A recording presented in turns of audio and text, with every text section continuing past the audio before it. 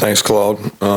That's a special recognition for one of our student athletes, which I think is incredible. NCAA One Athlete of the Year is special. We're excited about this game. Obviously, a lot's at stake. I think our kids and players understand that, and I got a lot of respect for Mark and the job he's done. I think it's really remarkable, and it shows the patience of a athletic department to stick with a guy who I think is one of the best coaches in all of college football. He's now put his roster together. He's got a senior class that's really incredible. I think across the SEC, when you talk to the other coaches, which we all talk to each other week to week, everybody talks about Kentucky's group of seniors. They've got either 12 or 13 starters, however you want to look at it, which is the most starters of any team in the SEC. I mean, their whole defense, I think it's 7 or 8 defensive players. Seems like they've been playing for 4 years. You look back at the tape years ago when we were up there playing, all those guys are still there, and they're really good football players. Their back end and their linebackers, their defense coordinator, Coach House, is doing an incredible job.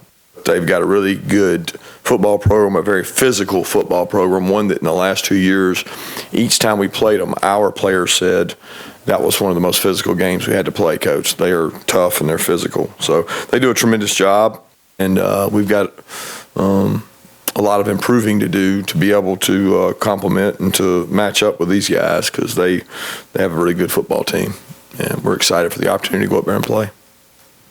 Raise your hand if you have a question. Kirby, I guess specifically with all the seniors that they have on defense compared to a couple of years ago, what can they do? What are they doing so well defensively to where they hadn't even allowed 20 points in a game this year? They play complementary defense. They're on the same page at all times. You don't see busts. They understand where each guy is. They leverage the ball well. They tackle well. They're extremely long in the secondary. I mean, they've got 6'2", 6'3" corners that are good tacklers. They got good safeties.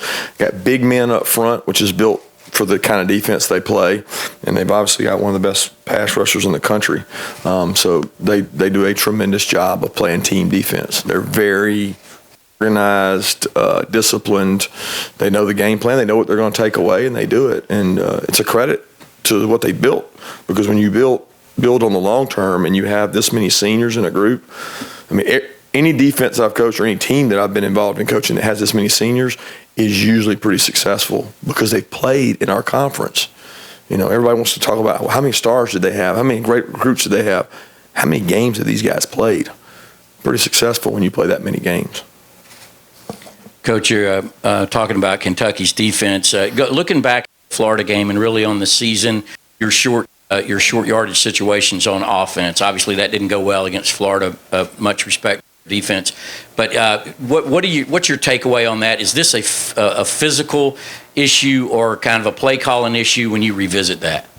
Well, the first thing I would say is we haven't been real good on short yardage defense either. So when you look at it, 3rd and 1s haven't been our flavor on either side of the ball and haven't been as successful as we would like to be. I think it comes with a lot of combination of things. Sometimes it may be putting too much on one player, asking them to do too much.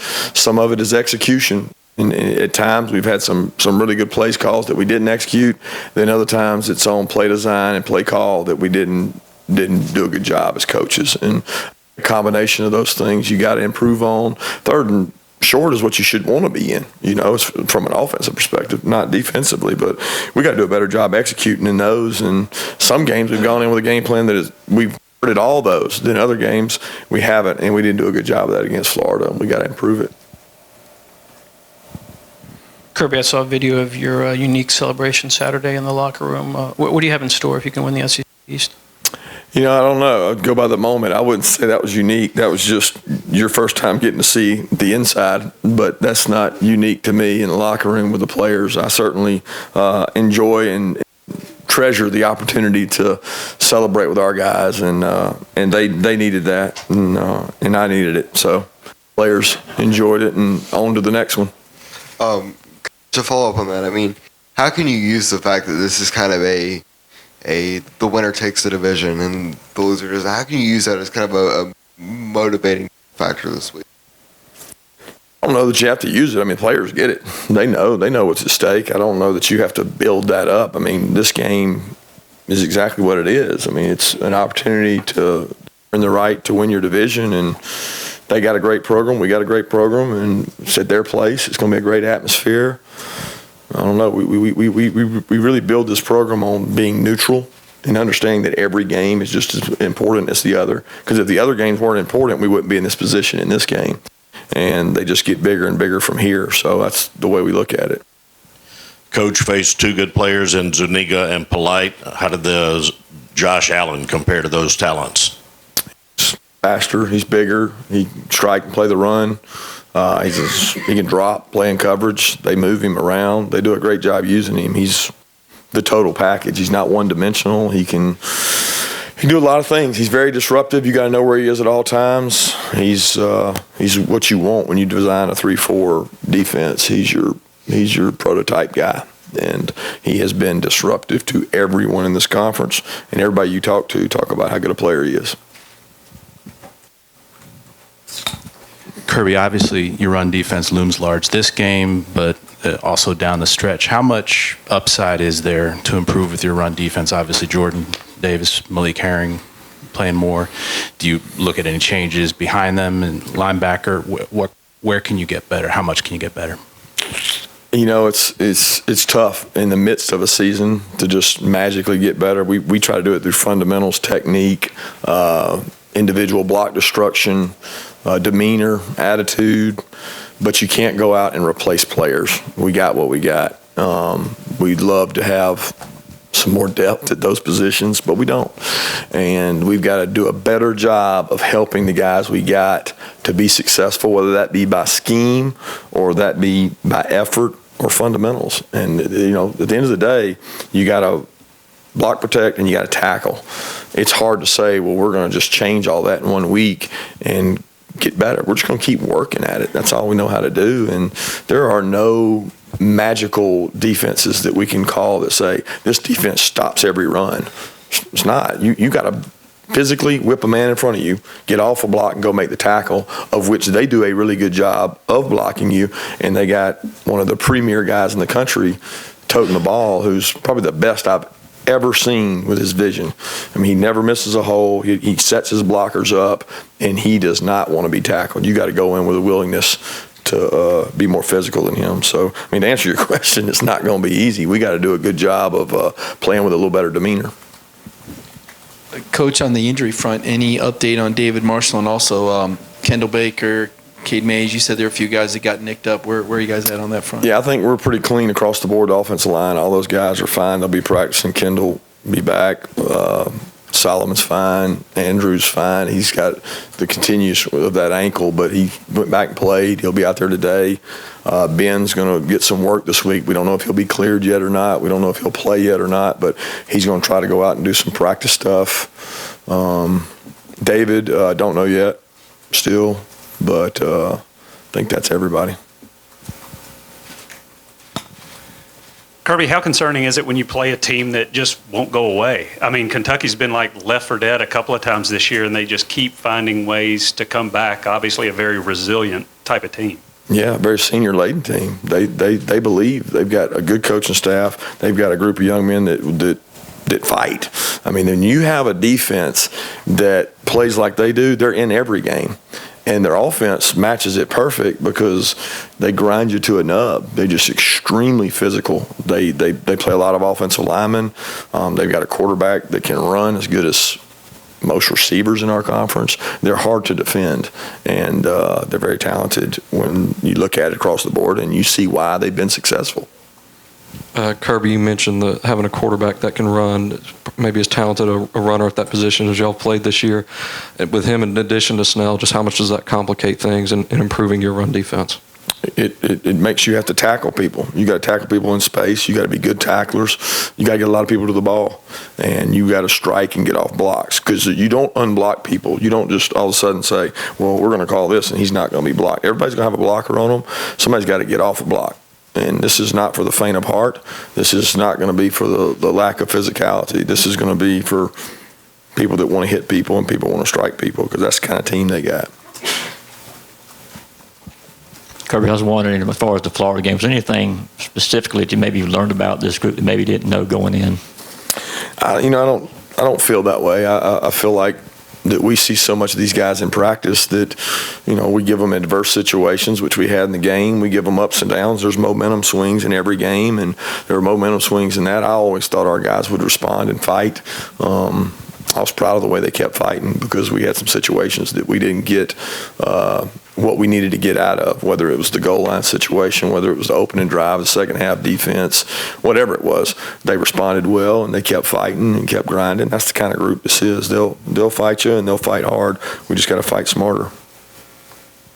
How encouraging was it to get some explosive runs from DeAndre Saturday? And do you guys keep track of yards after contact? Any numbers stand out there? Yeah, we do. I mean, I don't know exactly what they are, but Dale gives them a report each week, calls them dog yards, and that's a big deal to us is yards after contact, and Holyfield and Swift have both done a good job of that, and we'll continue to. I was proud of Swift. He had some runs, some explosive runs, and opened some things up, and seems to be getting back on track again. Kirby, on the offensive line, how much has the playing time they've been able to get benefited guys like Cade Mays and Trey Hill to the point where you feel they're ready to come in and not miss a beat, down the stretch of games like this? Yeah, I think it's really helped all the time they've got leading up to this.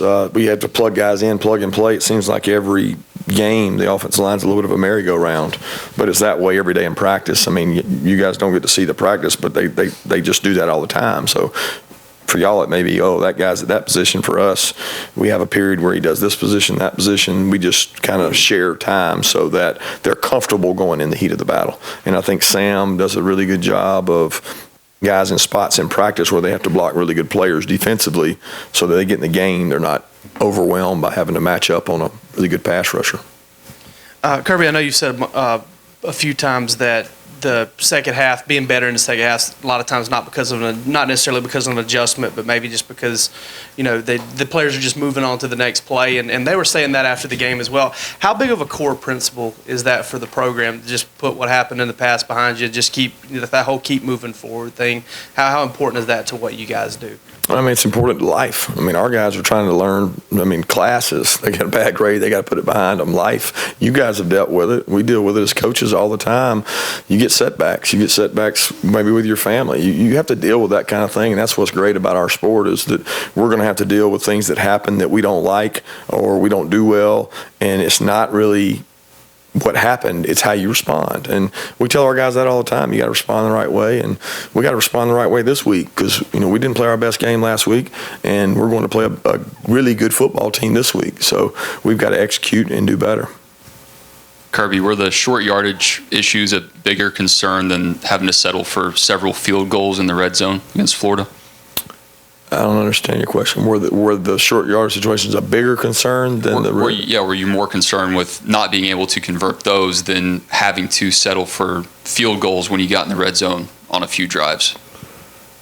Well, some of the field goals were because we didn't convert short yardages. You know what I mean? We had to kick field goals because we didn't convert short yardages. So I think the biggest thing that stuck out, and I'm through with that game, but that we did convert third downs to get us there, and 3 of the touchdowns I think were on third downs. So those were huge conversions, but they were long yardages. So we worked really hard on third and long a couple weeks ago, and we got a little better at it. You know what I mean? Now we're not converting on third and short, so we just got to do a good job working on it all and got to have a good plan and help our players. Even after a win, there was still kind of some questioning of Jim Chaney and the play calling, it seemed like. So I guess how would you respond to that, maybe defend? I don't respond to it. It's people's choice, people's decision. That stuff doesn't bother us as coaches. We live in that world, so it's part of being who we are. You're going to be open to criticism, everything you do, just like I am, just like Mel is. It's part of life, so I don't really need to respond to criticism of our coaches.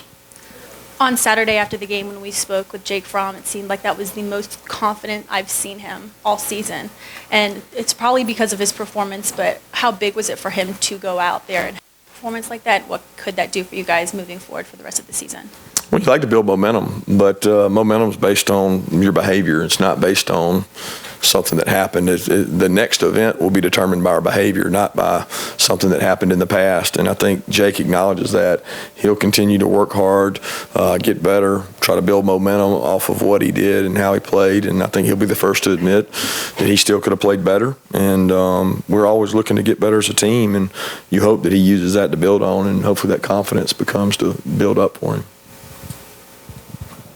How much did the foot injury set back how you envision using Tyrique McGhee this year, and how the role in the defense now for him? How big is it? Well, the foot injury probably cut back his reps and his volume. We had to be smart because we can't give him we cut down his yardages in practice. We looked last year what he did and what he did this year. We cut down some of that, but it probably hasn't cut down his playing time because he's a good nickel star, good role player there, and does a good job. But he probably wouldn't be playing at corner, and he probably wouldn't be playing at safety.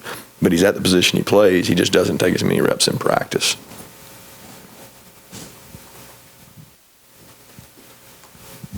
Talked about J.J. Holloman, the job he's done after the game the other day. But with him, has it been something that's been a gradual improvement, or did the light come on? Just kind of what has it been with him and letting him be successful? I mean, everything's been gradual improvement, but he had some good games early in the year. If y'all remember, he had some really good games, and I think everybody just thinks that if you have a good game here, then you're definitely going to have a good game here. A lot of things are dictated by what play. When we call the play, what is the coverage? What is the defense doing? What hash is it on? Things that people don't think about, that determines maybe who gets the ball. And it's not like you can just go out there and say, we're throwing JJ the ball, he's hot. We're throwing Riley the ball, he's hot. It's dictated by what coverage they play, what defense they play, what hash we're on. There's so many multiples that you can't control where the ball may end up. What JJ's done is just grinded. And JJ is a guy, the epitome of, if you work hard, good will happen to you. So he blocks consistently because he controls his blocking. He doesn't control where the ball's thrown, but he controls his blocking. He controls how he practices because you control that. So the things that you can control, you try to control, and JJ does a great job of that. 2 more questions? Coach, before the season, you talked about a number of guys that worked in the Wildcat. Do you guys still work that every week? Is that still part of the offensive package? We'll say that's classified. Going back to kicking and the confidence you have in Rodrigo, and it seemed like this game 2 years ago at Kentucky was kind of the one that kind of a two-parter. Was that the game that really gave you the confidence in him? And I saw that you tried his specs on. How bad is his eyesight? I don't understand eyesight, but I don't see how those could help anybody see, because I don't really understand. I've never really tried anybody's glasses on, but I guess the harder it is for me to see with them on, then maybe the worse off, and he needs them. But I know one thing, he sees that ball on the ground, and he hits his toe on the leather real well, so they must work for him. But he did a great job in that game. It was 2 years ago, and so I think that certainly gave him the confidence and gave us the confidence in him that he was a pressure player and enjoyed the moment and did a good job with that. That's it. Thanks.